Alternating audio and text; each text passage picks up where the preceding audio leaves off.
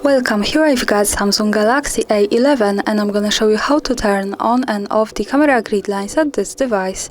So at first we have to tap on the camera button to open it, and for now we are in the standard photo mode. From here let's go to the left corner to this button.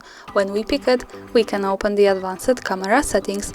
Now let's slide a little bit and focus on useful features category. Here at the third position we have the grid lines option, so by using this button from the right we can turn on the camera grid lines and turn them off as we need. For now let me keep this turned on. Let's go back to the camera, and now in the preview we can see these lines. This is useful for example when we want to use the rule of thirds in photography or making experiments with composition.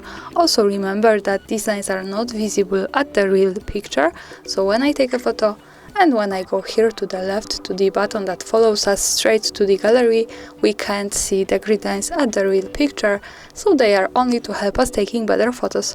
And of course when we don't need them, we can tap to the left corner once again, slide again to the useful features and use this button to turn them off. So for now in the preview the grid lines have gone. And that's all, thanks for watching, subscribe our channel and leave the thumbs up.